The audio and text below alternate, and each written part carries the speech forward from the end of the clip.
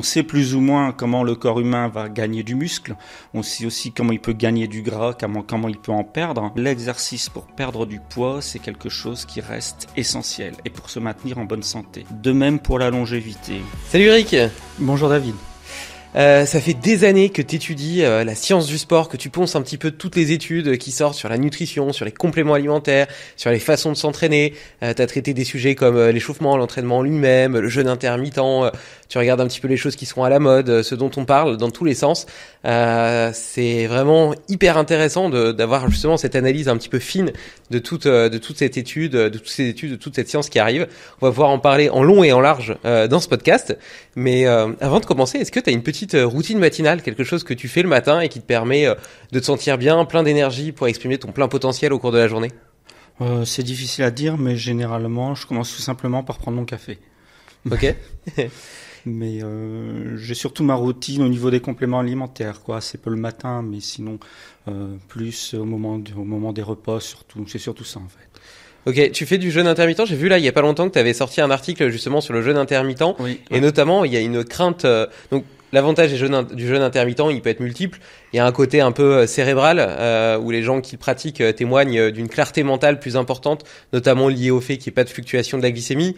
Il y a peut-être un avantage en termes de repos du système digestif, d'autophagie, donc de recyclage un petit peu des cellules qui seraient sénescentes.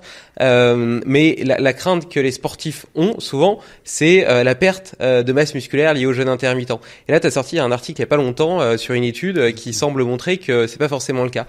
Qu'est-ce que tu penses donc de cet outil du jeûne intermittent ? Alors attention, parce que là, on est encore, pour cette matière, on est vraiment dans la recherche.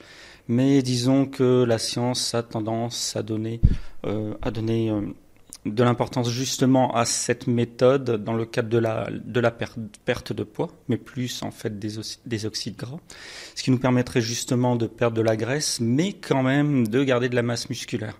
Après, tout dépendra de la personne, tout dépendra de la durée du jeûne intermittent, de sa récurrence. Bien sûr, si on fait du jeûne intermittent une seule fois pendant une semaine ou deux, voilà, on aura tel ou tel résultat. On aura peut-être forcément aussi une perte de masse musculaire, puisqu'en fait, l'organisme, il faut absolument qu'il puisse trouver des calories pour faire de l'énergie. On a toujours besoin de faire de l'ATP, tout simplement, quoi.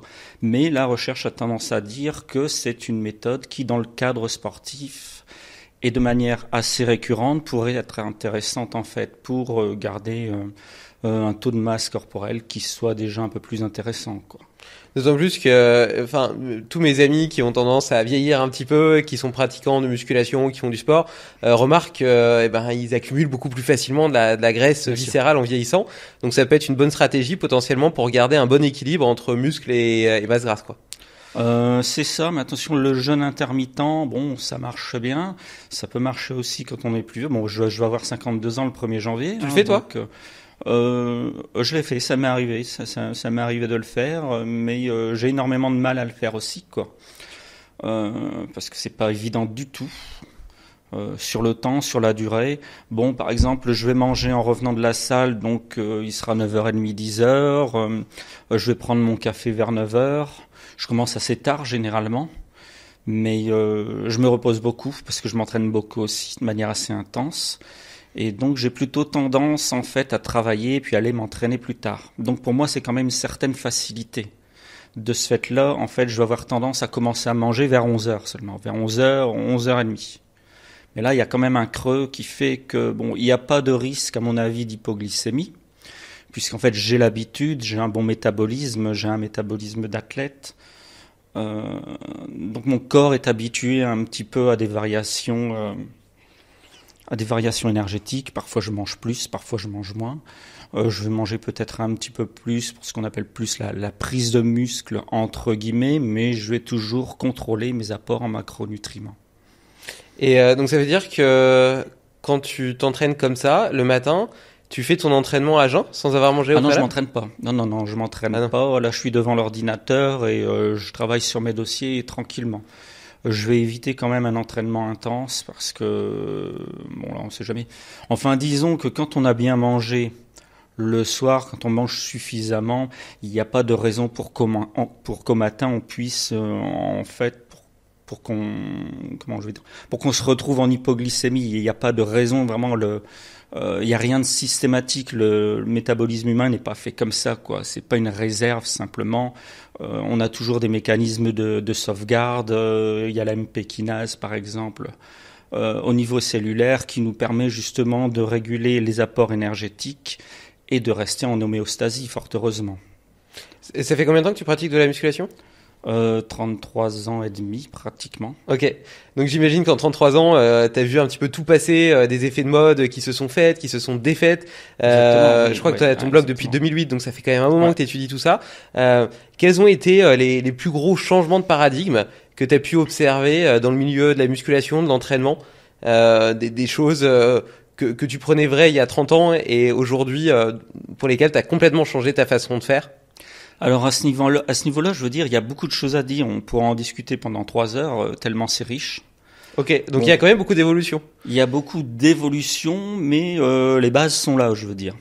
Les bases de la prise de force, les bases de l'entraînement, ce qu'on appelle l'entraînement old school, entre guillemets, qui a toujours fonctionné, puisque c'est des types d'entraînement de musculation qui se basent tout simplement sur l'évolution de la physiologie humaine. Donc à partir de ce moment-là, on sait on sait plus ou moins comment le corps humain va gagner du muscle, on sait aussi comment il peut gagner du gras, comment il peut en perdre. On parlait justement du jeûne intermittent.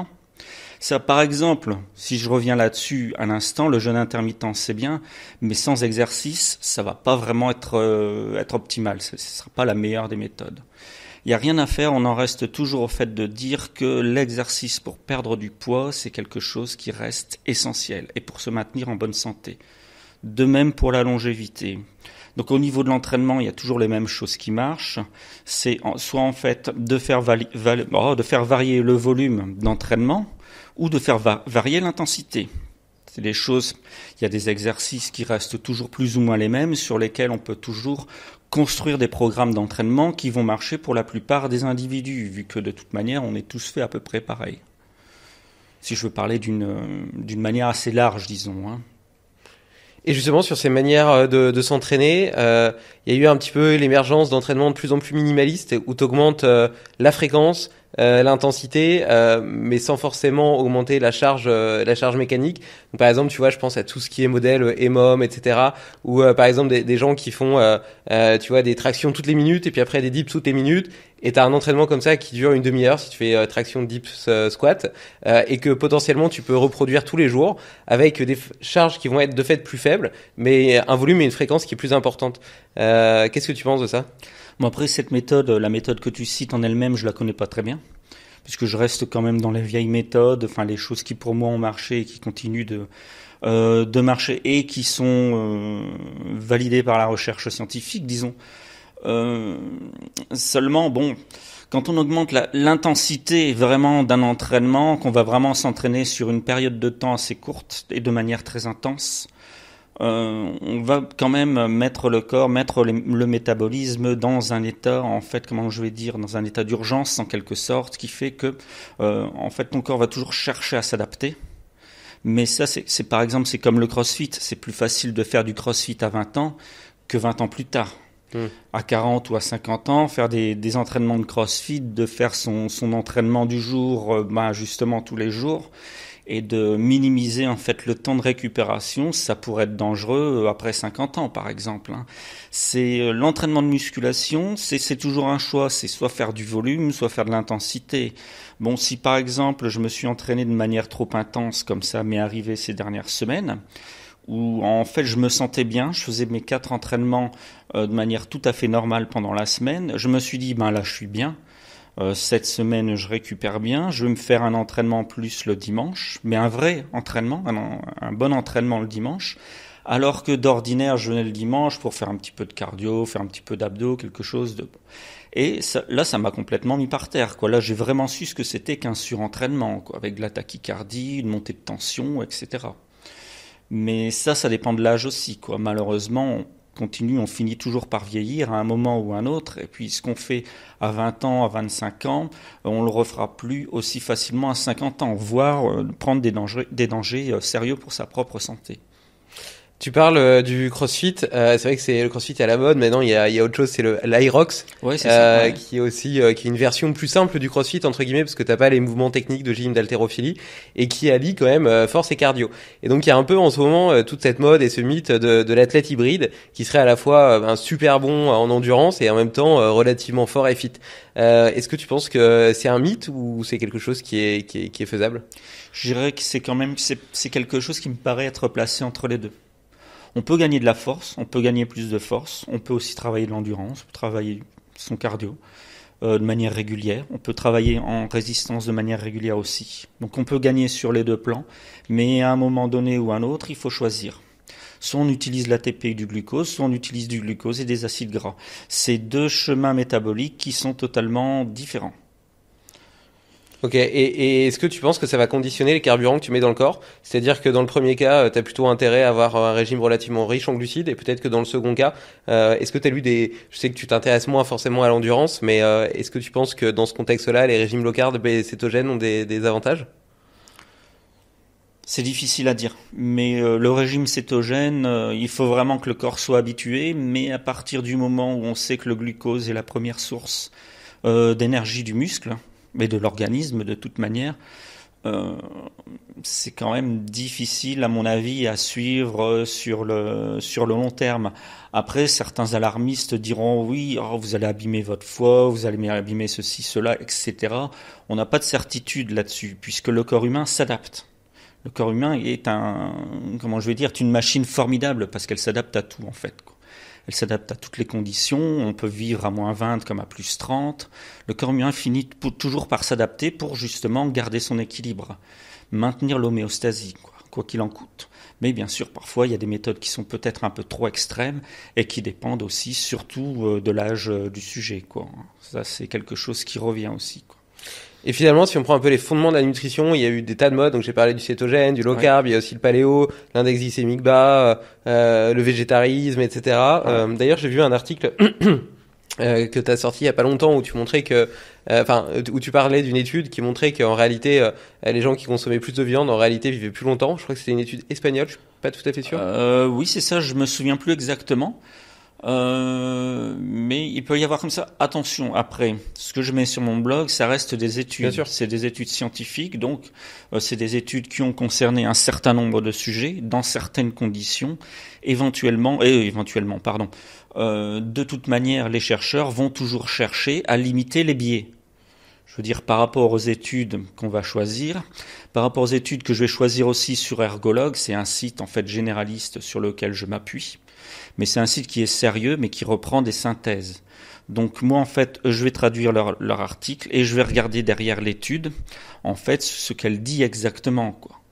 Je vais toujours laisser la conclusion des chercheurs, mais derrière, je vais essayer de lire l'étude, en fait, peut-être pas en profondeur, mais de manière systématique, je veux dire, pour essayer de voir un petit peu les tenants et les aboutissants, la méthode des chercheurs, de quelle manière ils ont essayé, par exemple, d'alimenter les gens, s'il y a eu un groupe placebo, etc., si la méthode est fiable. Mais ça reste toujours une étude scientifique isolée. Donc on a des éléments de preuve, on a des premiers éléments de preuve. Ces éléments de preuve doivent toujours être justement comparés à d'autres éléments pour pouvoir, disons, par la suite se former une opinion. Mais après, même, je veux dire, par exemple, par rapport à des méta-analyses, on va toujours dire que la méta-analyse, c'est un petit peu, c'est l'étude reine des études, mais c'est pareil, puisque de toute manière, les sujets sur lesquels on va se baser pour faire des études sont des sujets divers qui ont chacun leur santé, leur métabolisme, leurs conditions physiques, etc. On va essayer de réunir toujours des études, mais on aura toujours des disparités entre les personnes, des disparités aussi entre les résultats qui font que on n'arrivera jamais, même avec la plus belle des sciences, à avoir des certitudes sur sur la physiologie humaine et sur la manière dont le métabolisme fonctionne, quoi. Je vais vous parler d'un complément alimentaire, la N-acétylcystéine pour NAC. Il y a une étude qui a montré que une supplémentation en NAC de quelques semaines suffisait à augmenter de 30 à 50% les niveaux intracellulaires de glutathion. Les chercheurs disent que peu de facteurs sont aussi prédictifs de notre espérance de vie que les niveaux cellulaires de glutathion. Il y a d'autres avantages à la supplémentation en NAC. D'abord, la détoxification. Ensuite, il y a un soutien immunitaire. Ça améliore aussi la santé respiratoire. Il y a un impact sur la protection neurologique. Il y a un impact sur la santé cardiovasculaire. Et puis enfin, sur la santé mentale. Donc, elle est vendue au prix de 14 € sur le site d'Unae. C'est quand même pas très cher au vu de tous les bienfaits que ça a. Et en plus, vous bénéficiez de 10% avec le code Limitless en majuscule. D'autant plus que la plupart des études, justement, sur, je sais pas, la viande, la nutrition, etc., sont des études observationnelles plus que causales. Il y a ce premier problème. Le second, c'est que c'est difficile d'introduire des critères de qualité, de prendre en compte justement le terrain individuel des personnes, quelle est leur génétique, qu'est-ce qu'ils ont mangé les 1000 premiers jours de leur vie, comment fonctionne, quelles sont leurs autres habitudes de vie. Bon, on essaie de corriger les biais, mais il y a le biais d'utilisateur en bonne santé. À quelle maladie ils ont été exposés, quel est l'état de leur muqueuse intestinale, comment ils vont assimiler les trucs et tout. Donc c'est vrai que c'est très très compliqué. Exactement. Pour autant, face à toutes ces modes, un petit peu, justement, le but c'est quand même d'essayer de se forger une opinion. Quelle est ton opinion personnelle qui n'engage que toi aujourd'hui sur l'assiette idéale? En tout cas pour toi. Mon assiette idéale, c'est difficile à dire. Elle serait pas trop riche en glucides. Bon, j'ai tendance à manger pas mal de pâtes aussi. Il y a toujours cette espèce d'idiotie qui dit qu'on doit pas manger de glucides le soir, mais ça c'est quelque chose de ridicule. Elle serait assez riche en protéines saines, mais riche aussi en acides gras sains, quoi. Par exemple, comme de l'huile d'olive. On peut prendre une salade avec de l'huile d'olive, une huile de noix, quelque chose comme ça, quoi. Je mange pas mal de cacahuètes aussi parce que j'aime bien, mais ça c'est intéressant vu que c'est des oméga 9 et c'est une bonne source de protéines végétales aussi, quoi. Ok, pourtant parfois on entend dire que le beurre de cacahuète est pro-inflammatoire parce qu'il y a aussi des oméga 6, etc. Au final, il y a ça aussi, c'est vrai. Ouais, c'est vrai. Ok. Est-ce que tu te méfies c'est pareil, en ce moment il y a toute une mode autour à la fois des oxalates, des antinutriments des plantes. Il y a des livres qui sont sortis, par exemple le paradoxe des plantes, etc., qui dit en substance que les plantes elles peuvent pas s'enfuir face à un prédateur, donc elles ont développé toute une armada de composés phytochimiques, donc des armes pour se défendre de façon chimique. Et alors c'est marrant parce que c'est ces mêmes armes qui fondent entre guillemets leur capacité antioxydante. En réalité, les fameux antioxydants qu'on dit bons pour la santé, quelque part c'est ce que la plante crée pour se protéger des prédateurs, et ça peut être bénéfique pour nous. D'ailleurs, il y en a beaucoup dans l'huile d'olive, etc. Et pour autant, dans certains cas, on dit que peut-être que c'est pas terrible, etc. Qu'est-ce que tu penses un peu de toute cette vision aujourd'hui? On se dit, est-ce que je peux continuer à manger des betteraves parce que c'est riche en oxalates? Est-ce que je peux continuer à manger des trucs, etc. Est-ce que je peux continuer à manger des pommes parce que c'est riche en fructose? Quelle est ta vision de tout ça? Disons que tu as donné un petit peu la réponse dans ta question. C'est ce qui me fait rire aussi, puisque de toute manière, faut manger quelque chose. Faut bien manger quelque chose, oui, mais j'aurais tendance aussi à revenir tout simplement à la structure métabolique, à la structure moléculaire, en fait, des métabolites secondaires. Donc, tu parlais, par exemple, des oxalates ou des antinutriments. On va se dire, il y a des antinutriments dans tel ou tel végétal, tout ça, etc. Mais d'un autre côté, on a des polyphénols, on a des flavonoïdes aussi qui, en fait, sont reconnus par notre organisme et qui nous aident justement sur le plan de la santé, quoi, hein. Alors que ces fameux antinutriments, notre métabolisme ne les reconnaît pas ou les reconnaît justement comme des molécules qui sont potentiellement néfastes à l'assimilation d'autres choses, d'autres micronutriments, peut-être des vitamines du groupe B, que sais-je encore. Mais donc voilà, ça reste quelque chose de complexe, puisque de toute manière, ce qu'il faut dire par exemple sur les antinutriments, même quand on est végétarien, voire purement vegan, on va pas manger la même chose sur 3 ou 4 repas par jour, quoi. Si on va prendre un végétal qui est riche en antinutriments, si on va le prendre au matin, à midi on va manger autre chose, à 15h on aura mangé autre chose, le soir on va manger autre chose. Donc c'est ça, en fait, notre métabolisme, en fait, il va travailler sur l'ensemble de la journée, quoi. Puis dans la nuit, etc. Pendant la nuit, quand on dort, il y a des choses qui se passent, quoi. Il y a des hormones qui sont libérées, la somatropine, etc., l'IGF-1, il y a les récupérations derrière, tout ça. On peut pas faire de généralité. La biologie, c'est pas la généralité par rapport à une molécule déterminée. Tu parlais des antinutriments, par exemple, ou par rapport à quelque chose qui nous fait du bien, au polyphénol du raisin, par exemple. C'est quelque chose d'assez complexe. À ce sujet-là, par exemple, sur les polyphénols, il y a par exemple les études de David Sinclair aux États-Unis où justement il avait étudié le resveratrol. Il avait été peut-être un petit peu trop loin dans son optimisme qui fait qu'en fait il y a des chercheurs qui lui sont tombés dessus, quoi. Ils ont essayé justement de chercher des biais dans ces études pour lui dire que ah ben non, là il y a peut-être, on peut pas dire ça, vos conclusions sont peut-être erronées parce qu'il y a telle chose, il y a tel facteur qui sont mis justement en opposition, etc. Donc c'est quelque chose de très complexe. La biologie, on ne peut pas faire des réductions, quoi. Par exemple, si on prend tout simplement le cycle de Krebs, on va prendre, en fait, ça va faire une espèce de boucle comme ça. Sur la parenthèse, le cycle de Krebs, c'est ce qui permet à nos mitochondries de produire de l'énergie, pour faire ça. Voilà, c'est ça. Avant justement la respiration mitochondriale au niveau des membranes. Ça nous permet déjà, en fait, par différentes phases, de passer depuis le glucose, en passant par le pyruvate, etc., le fumarate, l'alpha-cétoglutarate, puis pour revenir ensuite sur l'acide citrique. C'est déjà quelque chose de complexe. Mais si on le remet en perspective, on va écrire ce cycle de Krebs, on va l'écrire sur un timbre-poste, et l'ensemble, tout le reste du métabolisme, en fait, en quelque sorte des réactions chimiques et biochimiques qui nous permettent de faire de l'énergie, là, il faut prendre en fait une feuille A3 pour mettre l'ensemble des réactions. Mmh. Et au milieu, en fait, tu prends ton timbre-poste et tu mets le cycle de Krebs. Mmh. C'est ça, en fait. Ce qui se passe dans une cellule, c'est ça, quoi. Et donc les généralités sur une molécule, ça n'a pas de sens. Je retiens, il y a plein de choses très intéressantes dans ce que tu dis. Je retiens notamment l'importance de la variabilité dans notre alimentation, qui va pondérer justement ces trucs d'antinutriments, etc. Et d'ailleurs, sur la question des oxalates, potentiellement notre corps, il dispose aussi de moyens de détoxification justement des xénobiotiques, de tous les composés qui peuvent être néfastes pour nous. Et donc peut-être que ce qui est anormal, c'est de manger la même chose tout le temps, ce qui va surexposer le corps à certains stress entre guillemets, et ne pas lui laisser suffisamment de temps pour potentiellement les détoxifier, etc. Mais sinon, on est plutôt dans un stress entre guillemets hermétique qui va plutôt mener à une adaptation positive.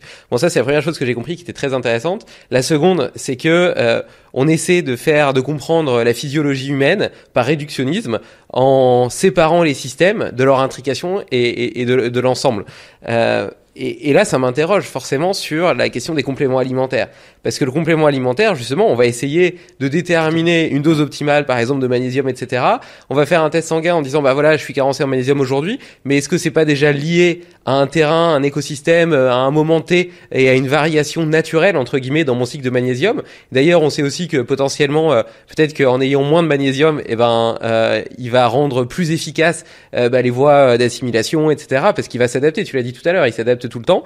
Donc en essayant de fixer ça par un complément alimentaire qui est sorti d'une matrice alimentaire et donc d'une sorte d'équilibre vis-à-vis d'autres nutriments, parce que quand tu as du magnésium dans l'alimentation, il va être en pourcentage de zinc, de vitamines, de plein d'autres vitamines, etc. Et donc tout ça fait un ensemble et crée une sorte de signature qui est unique et qui est reconnue par le corps parce que c'est le fruit de millions d'années d'évolution. Tandis que les compléments alimentaires qui ont été faits par la chimie, c'est pas le cas. Tu vois, on essaie d'apporter pile la bonne dose et puis de considérer le vivant comme une machine que tu vas pouvoir fixer comme il faut, quoi. Et pour autant, voilà, c'est vraiment une question verte. C'est hyper intéressant, je trouve, ce sujet, et parce que d'un côté, tu vois des études sur des athlètes, notamment qui vont avoir tendance à se déminéraliser, parce que évidemment, plus tu fais de sport, notamment, plus tu vas utiliser de magnésium, et puis en plus, nos végétaux sont de plus en plus pauvres, donc on en apporte de moins en moins dans notre alimentation. Et dans ces études-là, tu vois que les athlètes, des athlètes olympiques par exemple, ils vont améliorer leur performance, diminuer les risques de surentraînement, etc. lorsqu'ils supplémentent. Et d'un autre côté, est-ce qu'on n'est pas en train de jouer à Dieu, et est-ce que le corps s'autorégulerait pas si on le laissait faire? C'est difficile à dire. C'est une question qui, pour moi, est très complexe. Mais disons, moi, j'ai un petit peu l'habitude aussi de prendre mes compléments alimentaires parce que j'estime en avoir besoin, puisqu'en fait, ma pratique sportive est très intense depuis plus de 30 ans. J'ai commencé avec la natation, par exemple, j'avais pas de bons résultats. Ensuite, j'ai fait de l'athlétisme. J'étais tellement nul que, bon, finalement, j'ai découvert la musculation. Et la musculation, c'est un sport qui, justement, nous permet de nous retrouver nous-mêmes avec notre corps, avec nos possibilités d'évolution et notre volonté aussi d'aller toujours un petit peu plus loin. C'est un sport qui reste individuel. Et donc, en quelque sorte, ça nous permet, en quelque sorte, de nous interroger sur nous-mêmes, sur notre manière de faire, sur notre pratique sportive, sur notre vie de tous les jours, sur des interrogations aussi, de se dire, oui, est-ce que ça vaut le coup justement d'être très strict avec mon alimentation, de vivre vraiment pour la musculation, quel est le besoin derrière, quelle est la cause profonde aussi, par exemple. Moi, c'est un sujet qui me passionne, mais là, on est plutôt du côté de la psychanalyse, en fait, vu que, bon, bah, ça, c'est une partie de mes études, en quelque sorte, quoi. C'est la question de la sublimation, justement, par les sports de force, c'est un sujet qui m'intéresse, et puis, c'est ce qui fera ma thèse de doctorat par la suite. Mais voilà, c'est tout un ensemble en quelque sorte. Hein. C'est encore une fois, on en revient toujours à la même chose. On peut pas en rester à une certaine forme de réductionnisme, hein, en quelque sorte. Quoi. Ouais.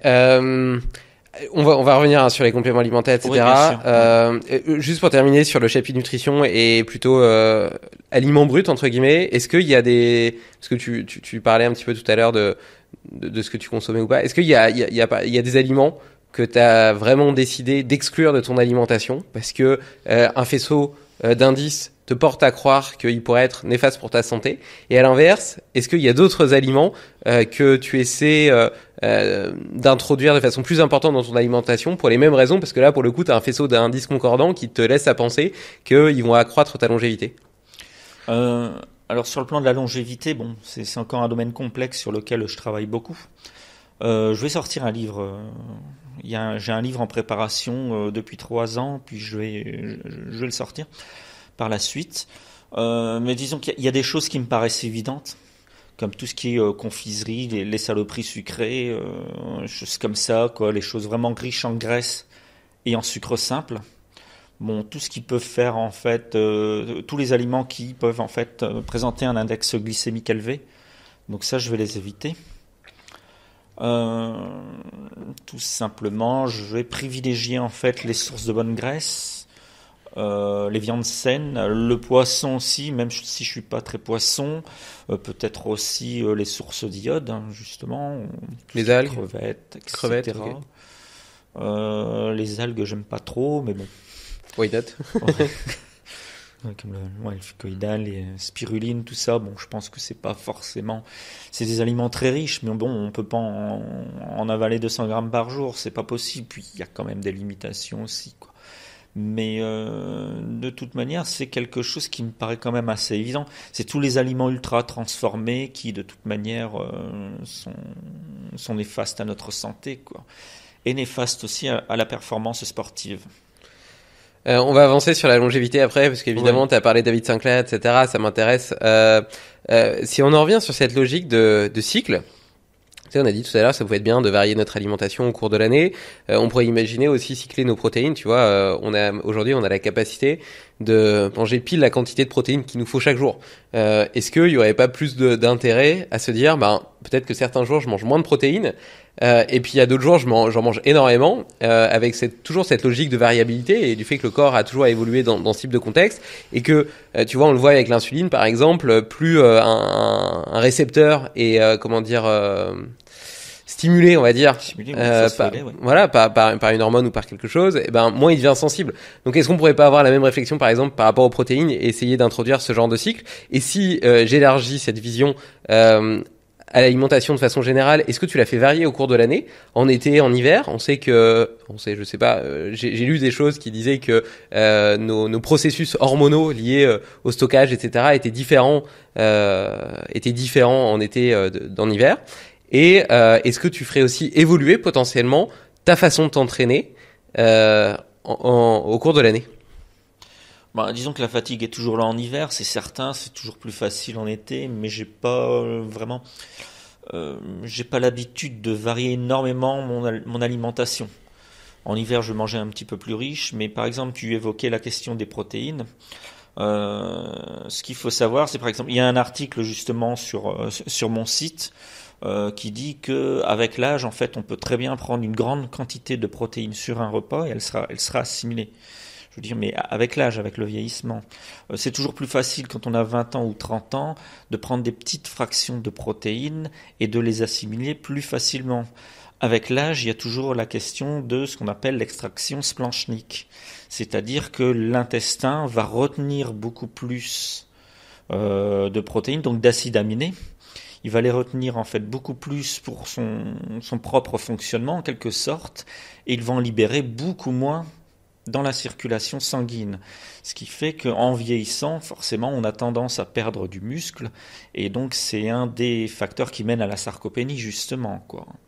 Donc les protéines vont prendre de l'importance avec l'âge. On peut assimiler très bien 20 grammes en ayant à 20 ans, 25 ans, on va prendre un shake de protéines ou 200 grammes de poulet, on va les assimiler très bien, mais 30 ans plus tard, ce sera beaucoup plus difficile, quoi. On n'aura plus la même dose d'acides aminés dans le sang, quoi, en comparant les deux. Donc dans ce contexte-là, on aura plus intérêt à manger plus de protéines en un repas, parce que comme ça, l'intestin, etc., va prendre ce dont il a besoin, et il va y avoir un surplus qui va pouvoir être circulant dans le sang. C'est un peu ça que tu dis ? Oui, mais ça dépend de ton âge. Ok. 30 ans, c'est pas forcément nécessaire. Et pour quelqu'un qui est pas forcément pratiquant de musculation, est-ce que tu as une idée un petit peu sur un référentiel de quantité de protéines qu'il faudrait consommer chaque jour ? Je pose la question parce que je m'aperçois, tu vois, par exemple ma maman qui a 62 ans, 63 ans, elle pense manger suffisamment de protéines. Moi, de mon point de vue, elle en mange pas du tout assez. Et j'ai l'impression que les recommandations générales liées à la consommation de protéines visent peut-être un état minimal de santé, mais absolument pas un état optimal de santé. Surtout lorsqu'on sait que, évidemment, il y a une perte musculaire liée à l'âge et que la masse musculaire est directement corrélée à l'autonomie et à l'espérance de vie en bonne santé. Donc pas à l'espérance de vie totale, mais l'espérance de vie en bonne santé, quoi. C'est ça exactement, parce qu'en fait, ça c'est une question, je veux dire, qui va dépendre. Là, on n'est plus vraiment dans le domaine de la science, on est aussi du côté de la réglementation. C'est-à-dire qu'on va dire que, par exemple, les médecins, il n'y a pas que les médecins, il y a les nutritionnistes, etc. Enfin, tout ce monde un petit peu paramédical qui aura tendance, en quelque sorte, d'une manière collective, à se dire que finalement, avec 0,8 grammes de protéines par kilo de poids de corps, les sédentaires peuvent vivre en bonne santé. Seulement, il y a des études qui démontrent que c'est pas vrai, qu'on serait plutôt pour un sédentaire à 1,2, 1,3 grammes.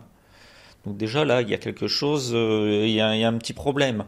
En fait, cette notion d'intérêt collectif ou de réflexion collective finissent sur le plan de la loi par donner des normes qui sont justement, qui sont un petit peu assimilés par le grand public et qui finissent en fait par faire des croyances qui sont quand même assez ancrées dans les esprits et qui font que maintenant on va dire aux gens de manger un petit peu plus de protéines, vous vieillissez, faut manger un petit peu plus protéiné, etc. Les gens ont toujours du mal avec cette question-là, quoi.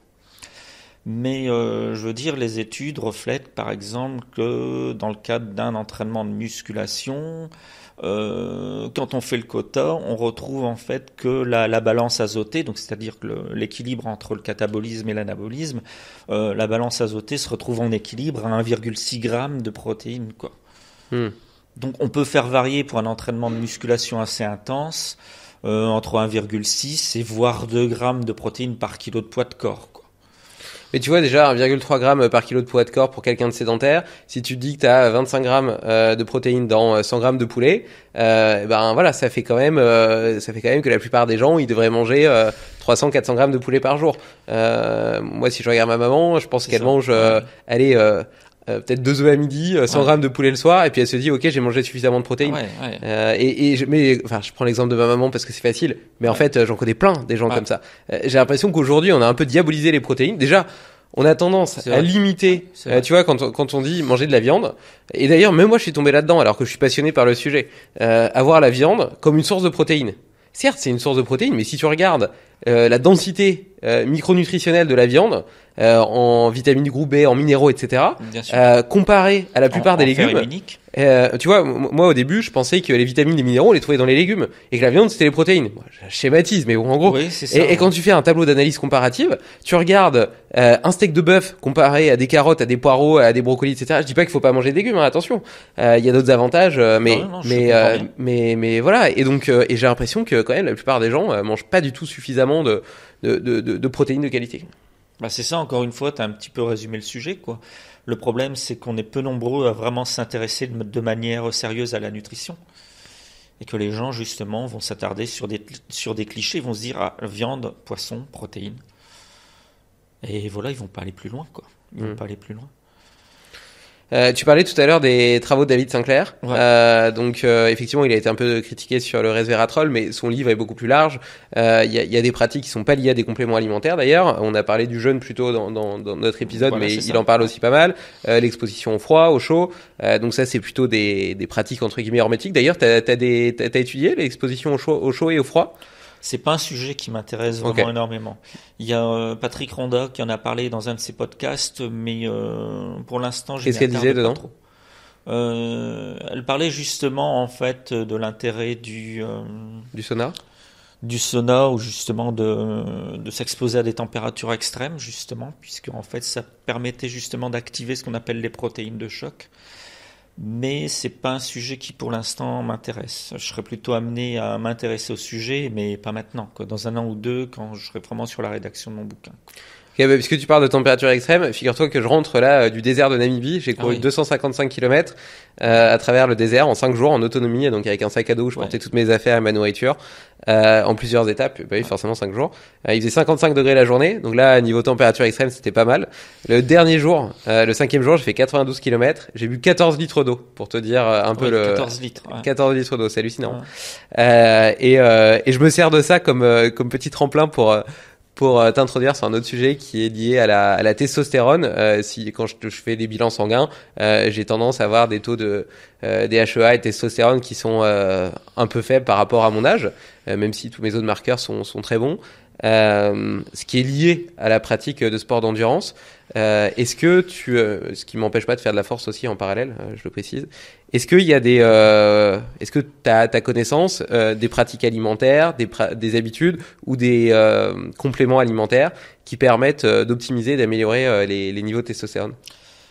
Alors là, pour répondre à ta question, je te dirais tout simplement que, en fait, si tu vas t'exposer, je veux dire, à des épreuves assez extrêmes comme celle que tu viens de citer, que tu fais de la force aussi, tu vas devoir récupérer. Tu vas prendre, ton organisme va récupérer au bout d'un certain temps. Si tu fais un test, si tu vas tester ta testostérone totale, ou ta testostérone libre, etc., à un moment X ou Y, ça va te donner une indication. Mais on sait par exemple aussi que le taux de testostérone va varier pendant la journée. Ensuite, de savoir si on manque vraiment de testostérone ou pas, c'est quelque chose qui est difficile à dire. Il faudrait justement faire un test sanguin de manière répétée, de manière assez régulière, quoi, pour vraiment le savoir, quoi. Tu ferais un test le lundi, un test le mercredi, un test le vendredi, à des heures de la journée différentes, pour vraiment avoir une idée, savoir si vraiment il y a un hypogonadisme ou si c'est quelque chose qui varie. Mais bon, après, encore une fois, ça dépend de l'âge, ça dépend de ta condition physique. Si ton alimentation est bonne, ça va forcément favoriser un taux de testostérone plus élevé. Enfin, dans les normes, je veux dire, tu vas être peut-être entre 500 et 700 nanogrammes par décilitre de corps, par décilitre de sang, je veux dire. Voilà, tu peux avoir des baisses tout simplement. À un moment, tu es épuisé, tu récupères pas bien, tu as fait du sport intense, tu as fait une épreuve d'endurance assez difficile, etc. T'as pas suffisamment récupéré, tu vas faire un test, tu vas te dire là je tombe à 350, à 400, comment ça se fait?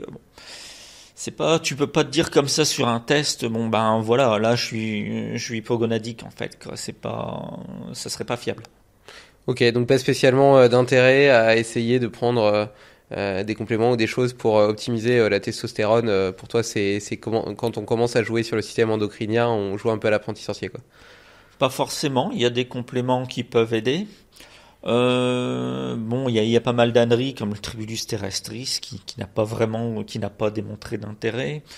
Il y a d'autres choses. Il y a le Tonkatali aussi qui a démontré son intérêt à augmenter en fait le taux de testostérone, mais qui peut avoir des effets négatifs. Il y a une autre plante aussi qu'on appelle, c'est le Balbutis natalensis, je pense en latin, je ne sais plus très bien, qui effectivement peut élever le taux de testostérone, mais qui a des effets secondaires particulièrement néfastes à la santé. Donc ça, c'est des choses à éviter. Il y en a d'autres, mais il y a tout simplement, il y a l'ortie, la racine d'ortie, les lignanes de la racine d'ortie. Le palmier de scie, par exemple, tout simplement, qui restent en fait des plantes, des végétaux sains, je veux dire, pour bénéficier d'un taux de testostérone qui sera a priori, je veux dire, qui va rentrer dans une bonne moyenne, quoi. Ok. Justement, tu parles des effets secondaires et souvent c'est rare d'avoir quelque chose avec seulement des bénéfices. Si on s'intéresse à la science de la longévité, allez, je vulgarise à fond, hein, mais disons que dans le corps, on a deux grandes voies, AMPK et mTOR, et c'est un peu le combat entre les deux. Il y en a une qui est plutôt liée au catabolisme, l'autre à l'anabolisme. Donc une qui est plutôt liée à la destruction du muscle et l'autre à la construction de muscle, et ou une qui est plutôt liée à l'activité, au fait d'avoir une vie intense, et l'autre qui est plutôt liée à la sauvegarde et à la sécurité. Donc AMPK, c'est la voie plutôt de la longévité, du calme, de la survie, et puis mTOR, c'est plutôt de l'intensité, de la construction musculaire, etc. Et forcément, si tu veux optimiser ta longévité, bah, tu vas avoir intérêt à utiliser soit des stratégies, comme le jeûne par exemple, soit des compléments alimentaires ou des médicaments qui vont avoir tendance à inhiber mTOR, donc à activer plus AMPK. Donc ça veut dire que tu te retrouves potentiellement à vivre longtemps avec une vie un peu bof, quoi. Tu peux pas exprimer ton plein potentiel. Et de l'autre côté, si tu stimules mTOR, eh ben, tu vas être super musclé, plein d'énergie, pouvoir faire plein de choses, mais potentiellement, tu vas vivre moins longtemps. Alors peut-être que, d'une certaine façon, on pourrait, parce que quand on est en période de jeûne, on va naturellement stimuler AMPK, et quand on va manger, on va naturellement stimuler mTOR. Donc peut-être qu'on peut imaginer le jeûne intermittent comme un équilibre entre ces deux mondes, dans le sens où pendant la période où tu jeûnes, potentiellement tu favorises ta longévité avec AMPK, puis après quand tu manges, peut-être que tu actives plus mTOR et tu maintiens comme ta masse musculaire, donc c'est peut-être un juste équilibre. Mais tu vois, si tu prends les travaux de David Sinclair par exemple, les molécules qu'il a étudiées comme des façons sérieuses de promouvoir la longévité ont souvent comme effet collatéral de faire diminuer la masse musculaire, etc. Tu partages cette conclusion ? Ce que tu viens de dire est très intéressant parce qu'en fait, c'est tout le problème que je rencontre en ce moment pour pouvoir avancer sur mon livre sur la longévité. D'un côté, effectivement, comme tu le dis très bien, on a la MP kinase qui en quelque sorte est un mécanisme de survie parmi d'autres dans notre organisme. Et de l'autre côté, on a en fait la voie mTOR, AKT, P70 kinase, etc., qui mène en fait vers l'anabolisme musculaire. Le fait de se dire que encore une fois, je vais devoir mettre la question de l'âge dans ma réponse. Quand on a 20 ou 30 ans, on peut se dire je vais utiliser le jeûne intermittent justement pour pouvoir d'une certaine manière libérer de l'énergie, de rester en fait sur un métabolisme assez constant, de travailler sur mon homéostasie en quelque sorte entre guillemets, parce que bon, ce que je dis n'a pas vraiment de sens, je veux dire sur le plan scientifique, mais on se comprend. En fait, c'est ça. Et d'un autre côté, je pourrais, par exemple, manger plus de protéines, me concentrer sur mon alimentation, prendre un petit peu de leucine après le repas pour justement essayer de stimuler mTOR, pour dire de gagner de la masse musculaire. Ce qui nous amène en fait sur le plan scientifique à nous dire qu'il y a des études qui disent que en fait le muscle c'est l'organe de la longévité par excellence. Mais on finit par en perdre en vieillissant. Donc en vieillissant, il y a le problème de la sarcopénie qui va se poser. On va devoir quand même manger plus de protéines pour vivre de manière autonome, en fait, en quelque sorte, On n'a pas envie de se retrouver à 80 ans avec des problèmes de genoux, des problèmes d'articulation, etc.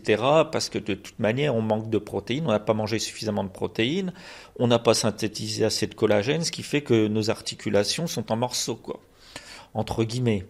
Donc là, c'est un petit peu le problème, quoi, en quelque sorte.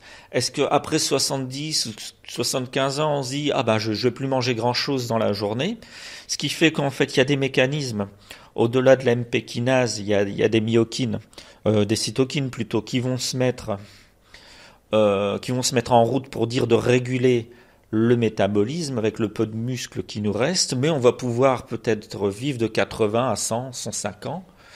Mais en fait, on vit comme un légume parce qu'on bouge presque plus, on fait presque plus rien, on n'a plus de vie.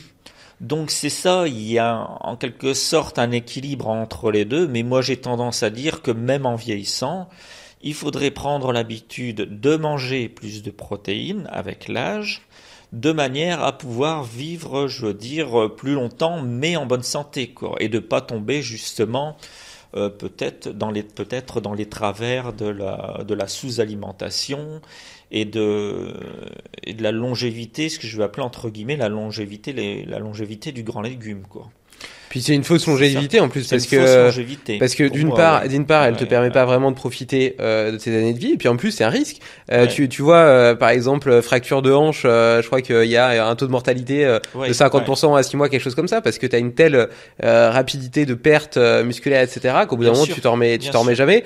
J'en ai déjà parlé plusieurs fois sur ce podcast, mais j'ai un ami JB qui est médecin urgentiste qui me parle de ces cas de femmes qui tombent par terre, qui arrivent pas à se relever parce qu'elles ont pas suffisamment de masse musculaire, qui meurent de soif par terre. Enfin, je veux dire, c'est aussi un risque de mortalité. Et puis le muscle, il y a aussi tout un tas, tu l'as dit, d'interactions dans le métabolisme basal, dans le fonctionnement hormonal, etc. Exactement. Enfin, je veux dire, c'est le muscle. Je vais revenir sur le fonctionnement. Vas-y, ouais, c'est pas seulement un levier qui permet de bouger notre corps. C'est aussi un organe à part entière qui interagit avec les autres systèmes et qui permet au corps de fonctionner correctement d'un point de vue métabolique, quoi. Après, justement, je vais revenir sur cette question de pas de l'hormone de croissance, on le verra après, mais de la testostérone et de la somatropine, en fait, par la suite. Ce qui fait que nous, bon, ça va, on est en bonne santé, on se maintient, on est des athlètes, on s'entraîne, donc ça veut dire qu'on a un taux de testostérone qui est élevé. La testostérone, c'est pas seulement l'hormone du muscle, c'est l'hormone de la motivation, c'est l'hormone en quelque sorte, je vais dire, entre guillemets, et puis entre parenthèses, c'est l'hormone de la motivation, l'hormone en quelque sorte de l'intelligence, plus ou moins. Hein, c'est l'intelligence pratique en quelque sorte. On peut dire, je veux dire encore une fois entre guillemets, que c'est justement cette hormone qui nous a permis d'évoluer sur le plan de l'intelligence, etc., de pouvoir se préserver, etc., par rapport aux prédateurs, etc., etc. Il y a cette chose qui rentre en compte par rapport à la testostérone. Ce qu'il ne faut pas oublier, on vieillit, on va faire moins de testostérone aussi, on va perdre notre motivation, on va perdre aussi, entre guillemets, notre possibilité de pouvoir nous remettre en question pour nous remotiver, justement. Pour nous remotiver, nous reprendre des idées qui sont un peu positives et qui font qu'on va retrouver des cheminements intellectuels qui nous permettent de dire « Ah ben oui, maintenant il faut que je change mon alimentation, il faut que je refasse plus de sport, il faut que je me bouge, etc. » Pareil pour la somatropine, en quelque sorte. Tu veux dire expliquer ce que c'est ? La somatropine, c'est l'hormone de croissance. Hein, c'est somatropos, en fait. Donc l'hormone de croissance est libérée de manière pulsatile pendant la nuit. Cette hormone de croissance, on s'est rendu compte qu'en fait, c'est pas seulement une hormone qui est régulatrice en fait de l'organisme, la croissance des tissus, etc., par le biais de l'IGF-1 et de tous les dérivés de l'épissage, comme les MGF, les BDNF, etc. Mais justement, cette hormone de croissance, elle va jouer aussi plus ou moins sur cette manière, elle aura entre guillemets des effets plus ou moins nootropes, c'est-à-dire que elle va jouer aussi plus ou moins sur notre motivation, sur le bien-être. L'hormone de croissance, c'est une hormone du bien-être. En vieillissant, l'hormone de croissance, la libération de l'hormone de croissance a tendance à rester stable chez l'être humain. Elle baisse assez peu par rapport à la testostérone. Mais ce qu'il faut prendre en compte, c'est justement par rapport à ces hormones, c'est toute cette question sur le plan intellectuel et sur le plan de la motivation et du bien-être aussi. Ce qui fait qu'on peut pas se dire, par exemple, ah ben oui, j'ai 60 ans, c'est vrai, mon taux de testostérone a baissé, mais je suis toujours autant motivé. Sur le plan psychologique, ça sera plus la même chose, puisque justement, il y aura peut-être justement cette baisse hormonale qui va faire que, bon ben voilà, on en est là. On va vivre comme ça, on va vivre des journées, on sera moins motivé, on n'aura pas envie. Tout ça, ça peut être justement lié à cette carence relative sur le plan hormonal. Et donc on voit que c'est vraiment stratégique de continuer à produire suffisamment d'hormones de croissance. C'est Tu ça. l'as dit, elle est produite pendant la nuit, donc ça nécessite d'avoir potentiellement un bon sommeil. J'ai des souvenirs assez lointains, mais qu'elle est liée au taux de ghrelin aussi, et donc Ouais, l'heure c'est à ça, laquelle ouais. tu manges le soir Ouais. va modifier ta capacité à produire de l'hormone de croissance, parce que si tu manges trop tard, la mélatonine inhibe le système digestif. D'ailleurs, ça pose des problèmes aussi liés à l'insuline et à la gestion des glucides. Et donc, enfin bon, vas-y. Oui, c'est un petit peu mon problème en ce moment où j'ai tendance à manger un petit peu trop tard. Je reviens de la salle, il est 9h30, 10h, et puis après, bon, je vais coucher assez tard aussi puisque je travaille après, et puis je prends ma mélatonine, tout ça, mais je suis quand même décalé. Donc c'est vrai que là j'ai tendance à prendre un petit peu de gras. Ça commence un petit peu à se voir. Il va falloir que je change un petit peu mes habitudes, qui ne sont pas très bonnes non plus, ne serait-ce que pour la santé cardiovasculaire non plus. C'est pas une très bonne idée. Donc c'est vrai, il y a ça. Sur la ghrelin, par exemple, oui, on sait très bien que justement la ghrelin, l'hormone en quelque sorte de l'appétit, va tendance par la suite, par rétroaction, en fait, sur notre système hormonal, à faire libérer l'hormone de croissance. Il y a des nouvelles molécules qui sont produites justement par la recherche scientifique depuis très peu de temps. Ça doit dater d'une dizaine d'années, comme l'ibutamorène par exemple, ou MK677, qui font que justement cette molécule va jouer sur la ghrelin, qui va jouer par la suite sur la libération de l'hormone de croissance. Et d'ailleurs, on parlait plutôt du sauna. J'ai lu des études qui avaient tendance à montrer que l'exposition au sauna, surtout après un entraînement de résistance, boostait la production d'hormones de croissance. Alors je sais plus dans quelle proportion, mais c'était significatif. Et donc finalement, tu parlais tout à l'heure d'essayer de trouver ce juste équilibre entre AMPK et mTOR, entre anabolisme et catabolisme, pour garder suffisamment de muscles, mais en même temps essayer de durer dans la longévité. Quelle conclusion est-ce que t'en tires, toi, à titre personnel, soit dans les comportements, soit dans les compléments alimentaires? Donc il y a ceux que David Sinclair a cités, mais si on va du côté de Brian Johnson, il va parler de la spermidine pour l'apoptose. Ouais, Si on va voir Peter Attia, ça va être autre chose. Donc est-ce que tu peux nous synthétiser un petit peu l'état des connaissances actuelles et les molécules qui te semblent dignes d'intérêt aujourd'hui pour accroître la longévité sans trop d'effets collatéraux liés à la perte justement de masse musculaire, de testostérone, de motivation, comme tu l'as dit, de bien-être général? En fait, la spermidine, oui, par exemple, ça peut être intéressant parce qu'on s'est rendu compte que, en fait, c'était une petite molécule qui était intéressante sur le plan de la longévité. C'était un régulateur du métabolisme à pas mal de points de vue, qu'elle agissait sur pas mal de facteurs. On a aussi, par exemple, on peut aussi citer, par exemple, la protéine Cloto, qui en fait a été découverte il y a de ça quelques années, peut-être 15 ou 20 ans, mais c'est assez récent. Et en fait, c'est une protéine, on l'a retrouvée en si petite quantité dans le sang qu'on pensait au départ que c'était une blague, quoi, mais non, on s'est rendu compte que c'était effectivement une protéine qui agissait de manière très précise et sur un nombre très élevé de métabolisme, qui fait qu'on a tendance à dire, entre parenthèses encore une fois, qu'il s'agissait peut-être d'une protéine de la longévité. Mais c'est effectivement une protéine qui est corrélée avec l'âge et la longévité des patients. On s'est rendu compte qu'il y avait une relation entre le taux de protéine Cloto chez des patients par rapport en fait à la longévité et qu'ils pouvaient espérer en fait sur l'espérance de vie, pardon. Et cette protéine Cloto, donc c'est un truc qu'on peut prendre en complément alimentaire? Ah non, pas du tout. Ah non. Non, c'est une hormone, c'est une protéine qui est libérée par les reins en fait. Ok. Donc qu'est-ce qu'on peut prendre en termes de molécules, de compléments ou autres pour accroître la longévité? Ou plutôt, on va faire autrement. Tu nous as parlé au début du podcast, tu nous as Ouais. dit, voilà, j'ai pas spécialement de routine matinale, je commence par le café, mais par contre, ce qui est important pour moi, c'est ma pile de compléments alimentaires. Ouais. Donc si tu veux, peut-être que on peut parler des compléments alimentaires que toi tu prends, qui doivent être le reflet de ce que tu as étudié et ce qui te semble digne d'intérêt, et peut-être que pour chacun d'eux, tu peux nous expliquer un petit peu pourquoi est-ce que tu as décidé de les consommer. Oui, alors, on a la base. La base, c'est toujours le magnésium, la vitamine C et la vitamine D.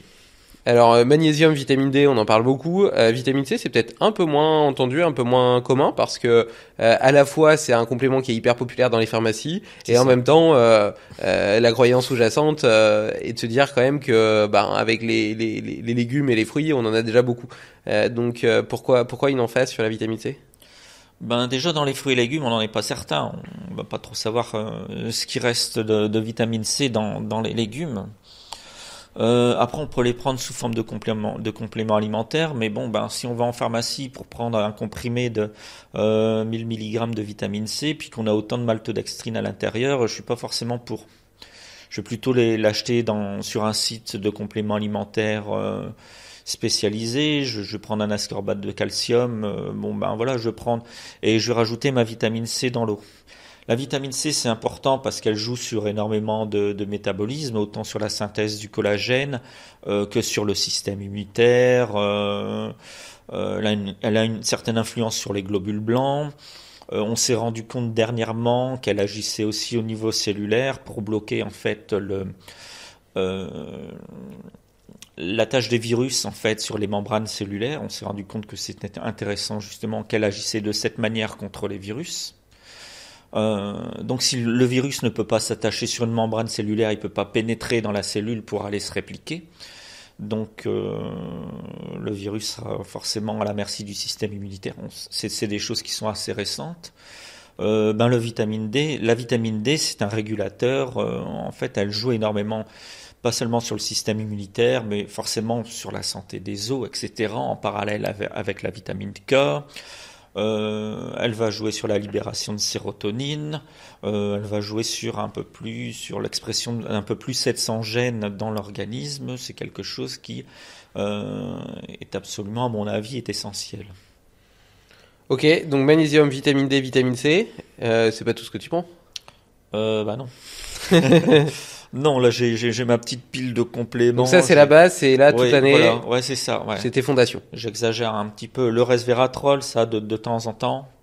Je pense que c'est intéressant. Mais les précurseurs aussi du NADH, comme le nicotinamide riboside ou la nicotinamide mononucléotide, le NMM. Et c'est ce dont David Sinclair parle dans son Voilà, livre. c'est ça. Ouais, ouais. Ça, le NR, en fait, la forme riboside, pour moi, c'est intéressant pour la musculation parce que ça peut faciliter la congestion musculaire. Ce que le NMN ne fait pas, à mon avis. Enfin, je parle d'expérience en quelque sorte, quoi.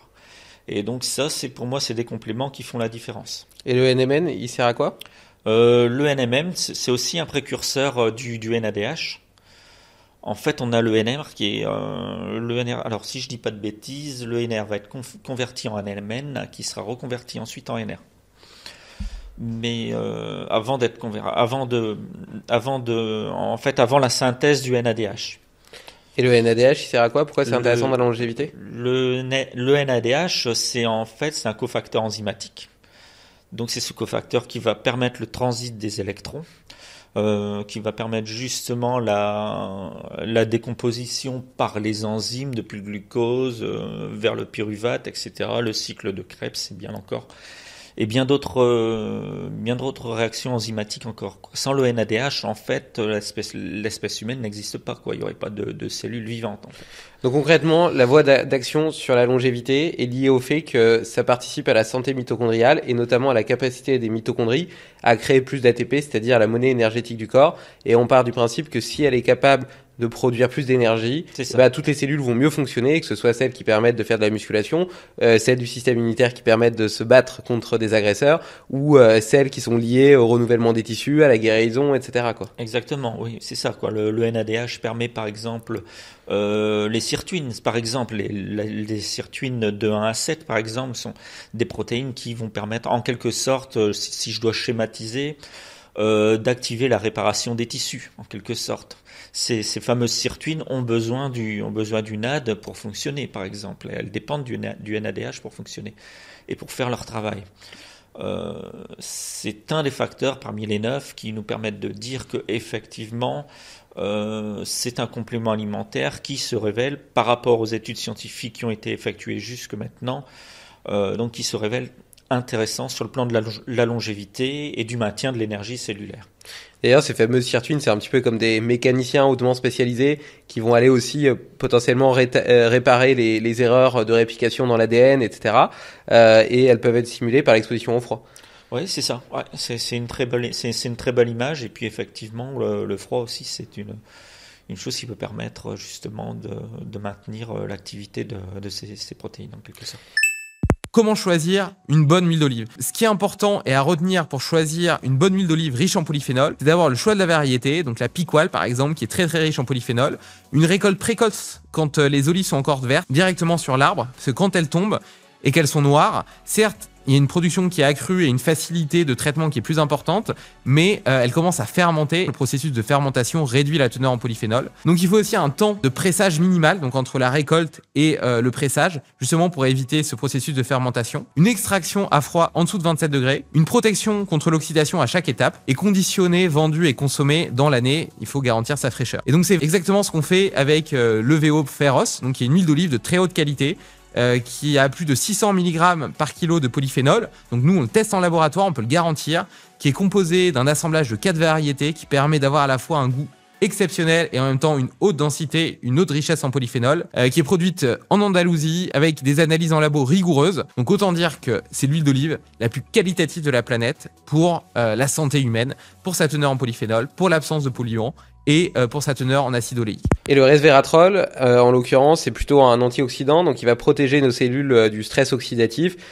Pour schématiser le fait de vivre, tout simplement, génère des radicaux libres, c'est des espèces de molécules instables qui partent dans tous les sens, et elles sont en train de voler partout comme des balles de fusil. Et donc s'il y a une cellule qui est sur leur passage, potentiellement elle va la traverser et lui causer des dommages. Je vulgarise pour que nos auditeurs puissent comprendre. C'est très vulgarisé. David Sinclair, justement, a démontré dans un article que le resveratrol permettait justement d'augmenter la quantité de sirtuine 1. Ok. Donc 1 sur les 7, c'est déjà pas mal. Ok. Et donc le resveratrol a des intérêts supplémentaires ou différents d'autres types d'antioxydants. Par exemple, on a cité tout à l'heure Brian Johnson, qui lui parle beaucoup des polyphénols de l'huile d'olive et du chocolat noir. Ouais. Comment est-ce que tu mets tout ça en perspective? Est-ce que ça a des actions différentes? Est-ce que c'est équivalent? L'hydroxytyrosol de l'huile d'olive est très intéressante sur le plan justement des antioxydants. Dans le cacao, on a la fameuse théobromine aussi, qui est un stimulant doux. Et le PQQ aussi, qui est en fait une molécule, c'est 3 lettres, PQQ, c'est la pyrroloquinone, qui est toujours difficile à prononcer. Ça, c'est en fait une molécule qu'on a découvert, qu'on lui a découvert un certain potentiel antioxydant qui était très intéressant aussi au niveau de la longévité. Tout comme l'ubiquinone, par exemple, ou coenzyme Q10, quoi. En fait, c'est ça, quoi. T'en prends aussi de la Q10, du coup? De la Q10, oui. Ouais, j'en prends. Avec l'âge, la recherche a tendance à dire que ça peut être intéressant. Ok, donc là, on a notre pile fondation, on a notre pile longévité. Ouais. Est-ce qu'il y a une autre pile qui s'ajoute par-dessus? J'ai toujours ma pile performance. Hein. Ça, c'est toujours. C'est quoi la pile performance? C'est les bases, quoi. C'est la créatine monohydrate. Même si j'ai tendance parfois à en abuser, mais je vais prendre 2 fois 3 grammes, voire 2 fois 4 grammes par jour. Mais ça, pour moi, ça reste sensible sur la force. Et il y a mon NADH aussi, quoi, tout simplement, parce que il existe des compléments en NADH sur le marché depuis très longtemps. C'est Solgar, c'est une des premières marques américaines. Je pense que c'est une marque qui date d'après la Seconde Guerre mondiale, donc c'est quelque chose 1949, un truc comme ça, quoi. Et en fait, ils ont commercialisé du NADH pur et effectivement, ça joue énormément sur la force. Tu fais des bilans sanguins de façon régulière pour objectiver un petit peu la façon dont évoluent tous tes marqueurs sanguins? Non, jamais. Mais là, je vais devoir en faire un lundi parce que là, je fatigue un petit peu, quoi.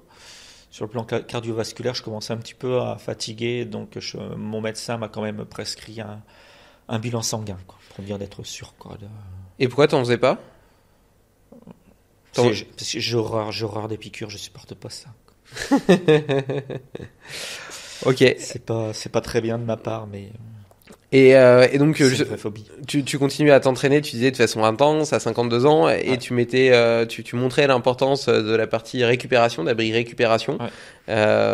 Alors déjà, l'abri récupération, si tu te dis, je sais pas, nos ancêtres chasseurs-cueilleurs et tout, ils étaient tout le temps en train de marcher, de faire du sport. Ouais. Visiblement, ils étaient quand même capables de bouger tous les jours. Donc, est-ce que tu penses que il faut forcément avoir des jours off dans ta semaine, ou bien c'est simplement que il faut pas avoir la même stimulation et le même type de stress corporel tous les jours? C'est-à-dire qu'en l'occurrence, t'as vu que 4 jours par semaine de muscu c'était bien, 5 ça faisait trop parce que tes tissus, tes tendons, etc. avaient pas le temps de récupérer. Mais si les jours où tu fais pas de la muscu, tu fais du vélo, de la natation, de la course à pied, est-ce que tu penses que tu peux t'entraîner tous les jours, ou qu'il y a quand même besoin d'avoir 1, 2, 3 jours de repos dans la semaine pour parce qu'en fait l'entraînement c'est une forme de désadaptation, la construction elle se fait après, justement pendant ces périodes de repos. Tu penses que c'est absolument indispensable? À 20 ans, tu vas te dire, je récupère bien, je récupère très vite, parce que il y a effectivement la question hormonale qui va jouer. Donc là, tu récupères très vite. Tu peux faire tes 5 entraînements, parfois 6. Tu n'auras pas de problème par rapport à ça. Et il y a la récupération nerveuse qui, là aussi, va se dégrader. La récupération neuromusculaire qui sera beaucoup plus difficile avec l'âge. Donc, je veux dire, à 20 ans, c'est possible. 30 ans plus tard, ça commence à devenir difficile. Puisque c'est sur le plan nerveux que tu vas plus récupérer, en fait, quoi. Tu peux très bien garder une forme articulaire, je veux dire. J'ai pas de problème d'articulation, hein, absolument pas, quoi. Je prends pas plus de collagène ou de MSM pour autant. J'avais pris une boîte de collagène, mais ça fait 3 mois qu'elle est là, je l'ai pratiquement pas touchée, quoi. Je veux dire, mais certaines personnes ont effectivement des problèmes articulaires, ça peut venir du sport, ça peut venir d'autres choses aussi, qui prennent du collagène et qui en ont besoin, et qui effectivement, ça peut leur apporter une aide. Mais pour moi, c'est pas ça. Pour moi, ce qui va vraiment jouer, c'est la récupération nerveuse après l'entraînement. Et c'est ce qui peut justement, par manque de récupération nerveuse, conduire au surentraînement. Alors il y a beaucoup de gens qui vont dire mais oui c'est une légende tout ça quoi, mais si on dort pas assez, on peut très bien manger. On dort pas assez, ça veut dire qu'on va mal récupérer. Il y aura une récupération hormonale qui sera mauvaise, donc ça veut dire plus de cortisol, moins de testostérone, donc ça veut dire que dans la journée la récupération sera mauvaise. Et avec l'âge, avec le temps, c'est quelque chose qui peut être absolument destructeur. Est-ce qu'il y a outre tes ressentis pendant tes séances où tu sens que, d'un point de vue nerveux, t'as du mal à pousser des barres que normalement tu poussais, est-ce que t'as d'autres petits indices qui permettent de te montrer justement que potentiellement t'es en train de tendre vers du surentraînement, que tout ça est mal équilibré? C'est l'intensité. Si l'intensité est trop forte, si je vais faire un drop set ou un super set et que je sens que là j'ai de la fatigue, si je vais faire mes 6 répétitions sur ma première série, que je fais un drop set, que je passe et que j'arrive à en faire 3, je me dis que là il y a un problème.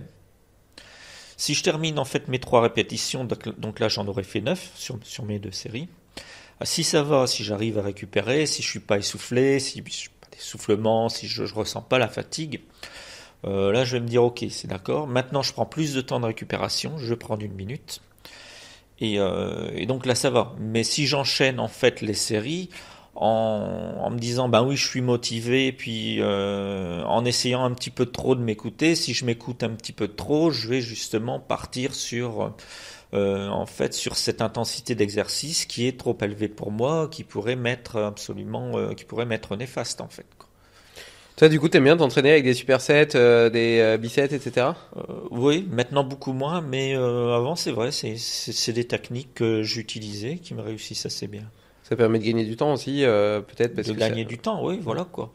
Mais je pense qu'il faut aussi savoir consacrer du temps pour le sport, quoi.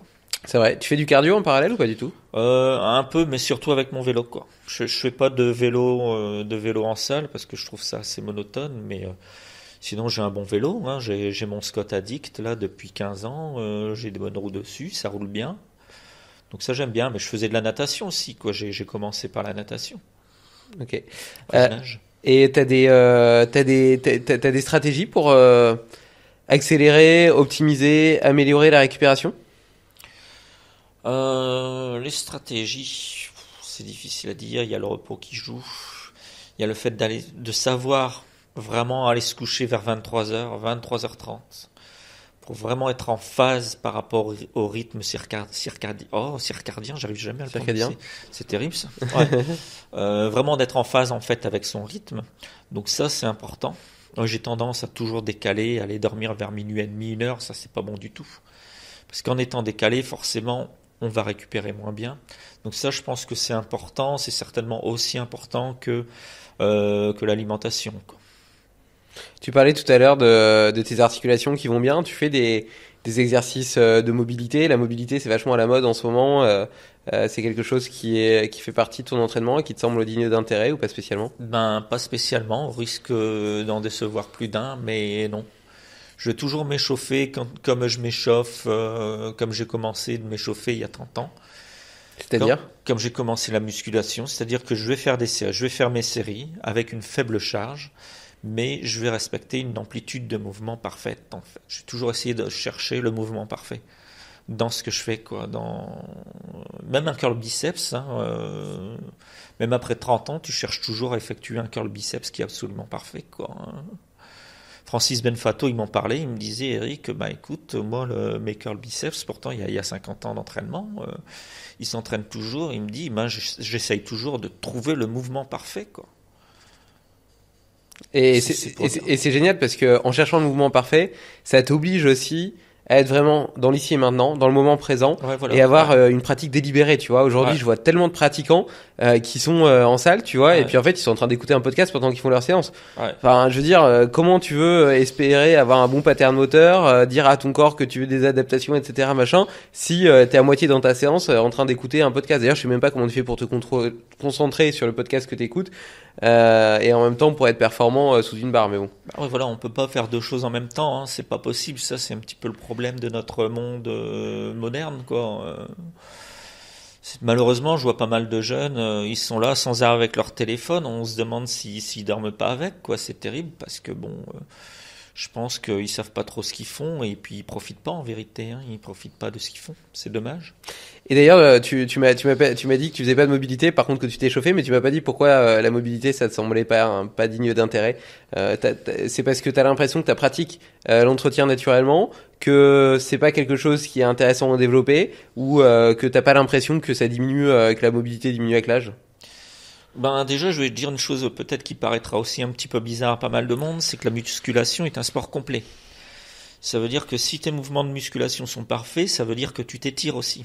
Tu t'étires autant que tu contractes le muscle. Ça me paraît cohérent, ouais. Donc là, oui, d'accord, on peut faire des exercices particuliers pour la mobilité. Là, je suis d'accord. Mais pour moi, pour l'instant, j'en vois pas l'intérêt. Ok.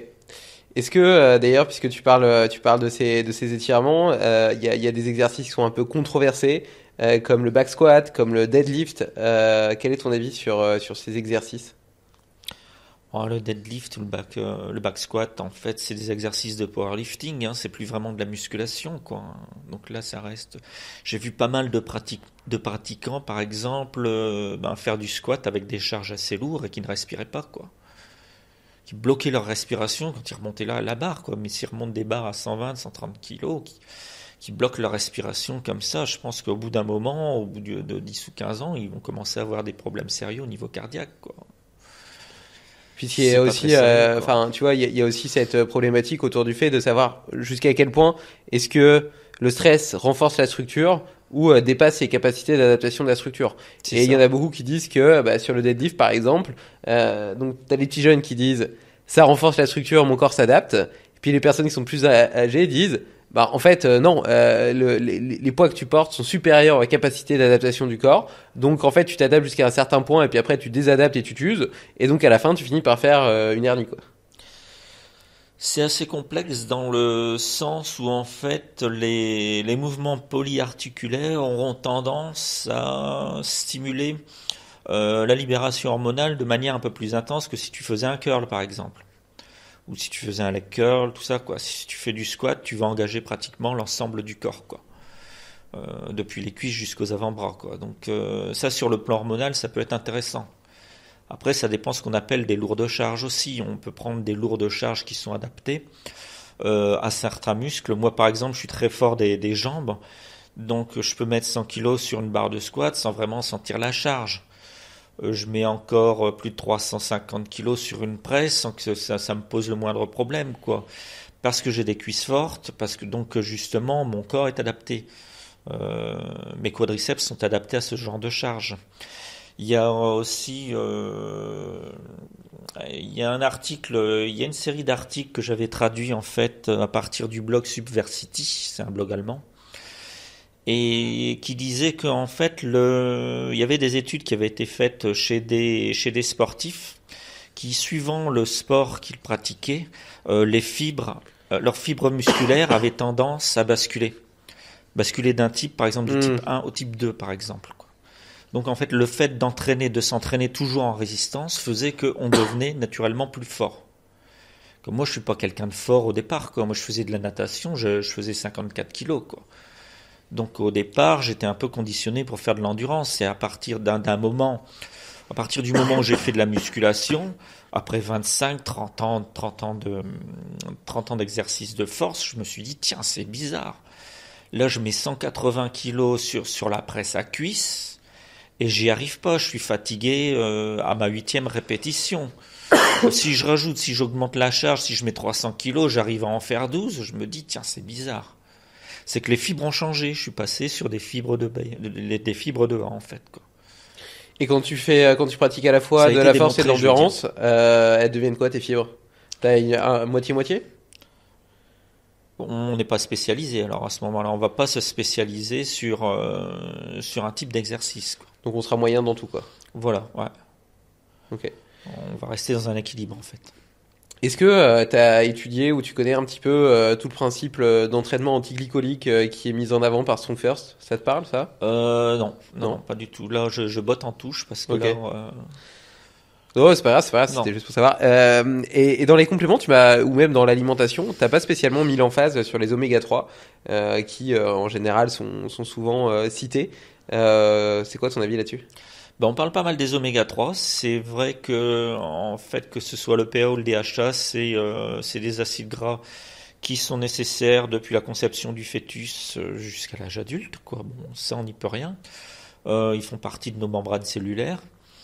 C'est vrai que c'est des acides gras importants pour le système nerveux, mais par contre, on a tendance peut-être un peu trop à se focaliser sur les oméga 3 au détriment des oméga 9 et peut-être des oméga 7 aussi, quoi. Donc oméga 9, on les trouve beaucoup dans l'huile d'olive. Oméga 7, les cacahuètes.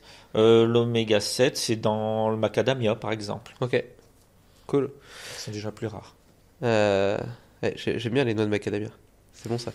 Qu'est-ce que je voulais te demander? Comment? Ou les noix de cajou aussi, mais là je suis plus certain. Dans l'argousier, par exemple.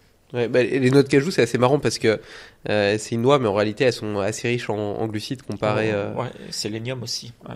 En sélénium, ouais. Est-ce qu'il y avait est-ce qu'il y a des sujets que tu as découverts ces dernières années que j'ai pas abordés qui te semblent dignes d'intérêt?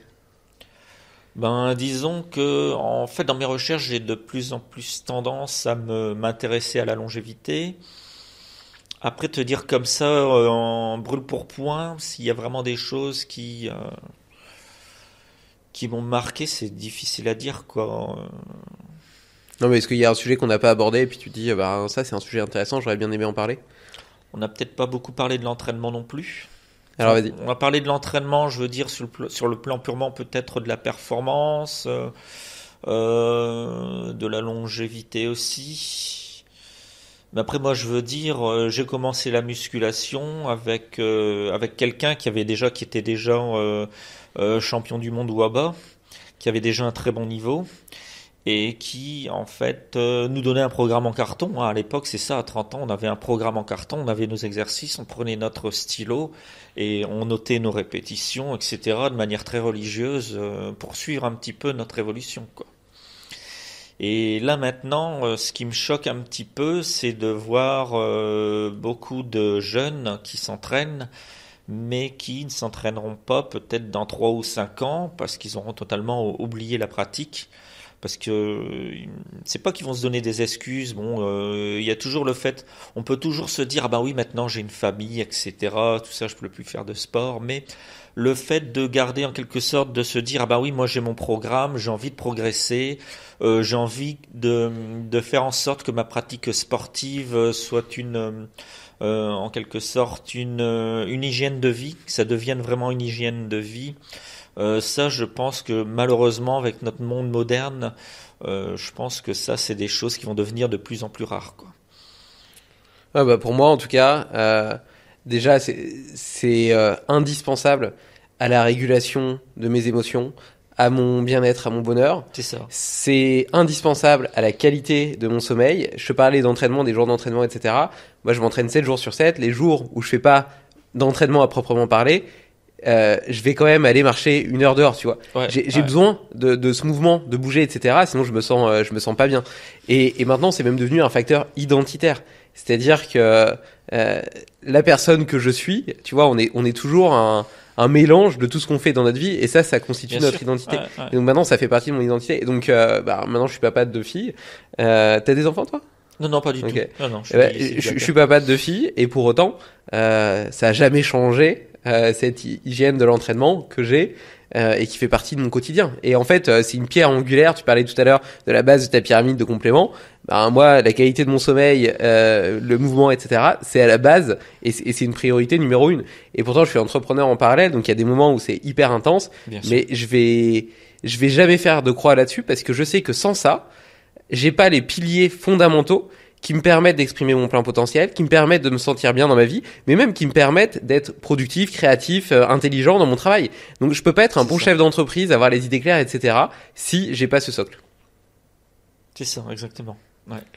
Et d'ailleurs, tu parlais tout à l'heure de la, parce que je parlais un peu de régulation des émotions là. Tu parlais tout à l'heure des gens qui faisaient des squats en apnée.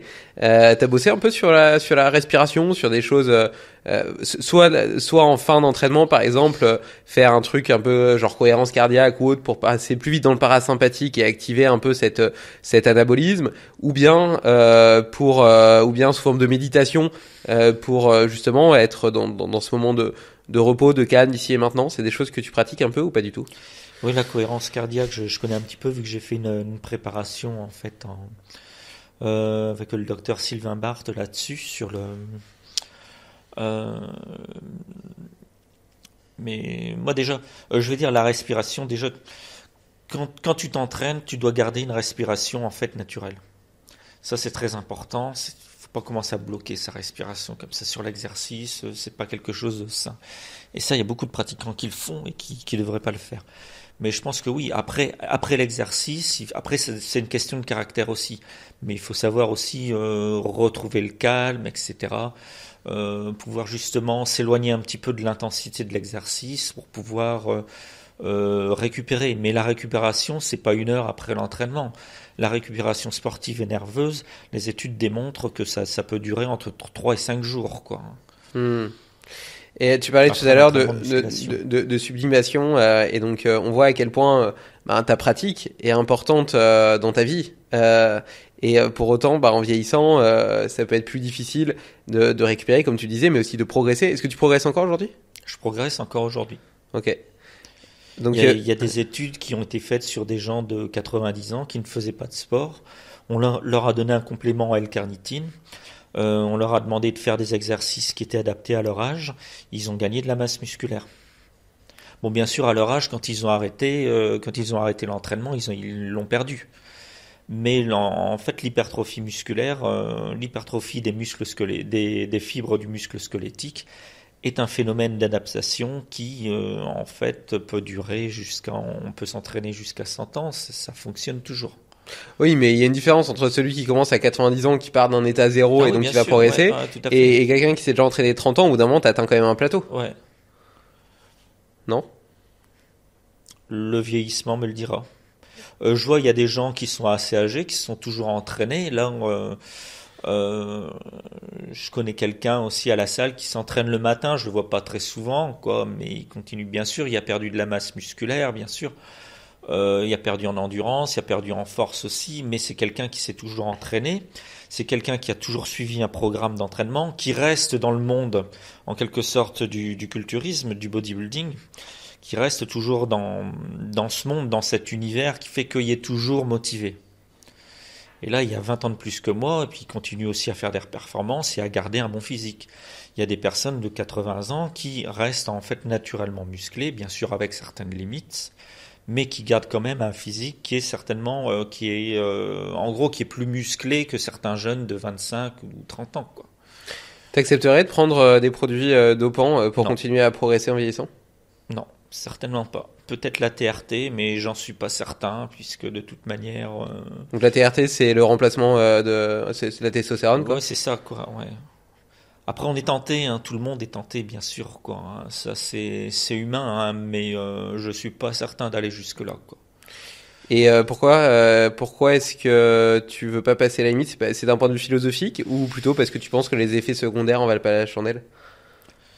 C'est difficile de parler d'effets secondaires puisque ça reste toujours très relatif, ça dépend de l'individu, ça dépend de son patrimoine génétique, ça dépend de sa résistance physiologique, ça dépend d'énormément de facteurs, ça dépend aussi du fait de savoir s'il est suivi ou pas.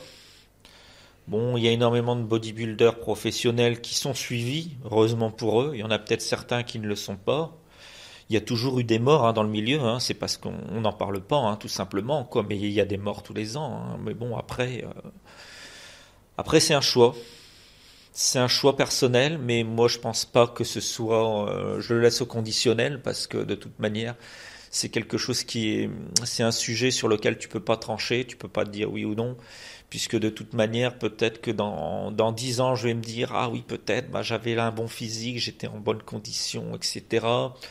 Puisque aussi la musculation, c'est un sport aussi, c'est un sport qui a toujours un rapport avec la société d'une manière ou d'une autre, quoi, hein. C'est un petit peu ça, c'est un sport qui en fait qui montre le corps tel qu'il est, quoi, hein, en quelque sorte. C'est purement humain. On peut justement rapprocher justement ce sport de l'instinct animal, tout simplement, qui fait que l'animal au départ a toujours besoin d'être fort physiquement. C'est quelque chose qui, à mon avis, a du sens aussi, quoi. Ouais. Ouais, je pense aussi. L'instinct animal, c'est quelque chose qui est en nous aussi. Freud l'a démontré, Jung aussi parlait de l'ombre aussi, quoi.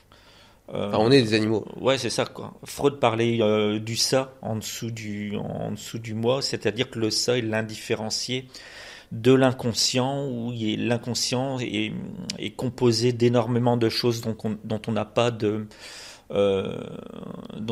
prise en quelque sorte, quoi, et qui peuvent justement nous influencer sur le plan conscient. Ça peut être justement de l'agressivité, la question d'aller rechercher de la force physique, de la force mentale, de vouloir dominer les autres aussi, etc. Ça, c'est quelque chose qui rentre en compte de manière un petit peu indirecte par rapport à cette pratique sportive de la musculation ou du bodybuilding en quelque sorte, quoi.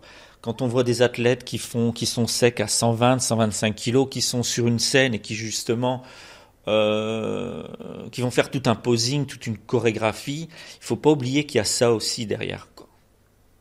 Et cette question qui veut dire, ben je suis là, je me montre, je suis quelqu'un de fort, et je le montre sur le plan physique, je vais montrer mon équilibre musculaire, etc. Mais je vais montrer qu'en quelque sorte, sur le plan physique, je peux être supérieur à 99% des gens qui sont présents dans la salle ou qui sont ailleurs. C'est aussi cette question de vouloir dominer. Et ça, c'est dans notre instinct animal, quoi, hein. Ça reste très présent dans la pratique sportive du bodybuilding, mais ça reste aussi présent dans d'autres pratiques sportives. Vouloir surperformer dans un sport, vouloir devenir champion du monde, il y a cette libération d'adrénaline qui fait qu'on se croit un petit peu au toit du monde et puis que le reste du monde est en bas. C'est ça en fait ce que je veux dire, et je pense que ça fait partie du problème aussi, quoi. Faut mettre tout ça dans l'équation en quelque sorte. Intéressant. On arrive au bout du podcast. Eric, merci pour tout ça. Merci est-ce que tu as un petit takeaway à donner à nos auditeurs, 2-3 key points de choses qu'ils pourraient intégrer dès demain dans leur quotidien, qui pourraient améliorer leur bien-être, leur performance, leur longévité, l'expression de leur potentiel? Moi je dirais tout simplement, la première chose, c'est de pas trop non plus de se poser de questions, essayer d'aller vers l'essentiel d'abord, de faire ce qui nous plaît. D'abord, de faire ce qui nous plaît. Si on a envie de faire un sport intéressant, que ce soit de jouer au basket, c'est très bien. Tout le monde ne doit pas forcément faire de la musculation, ou faire du foot, tout ça, quoi.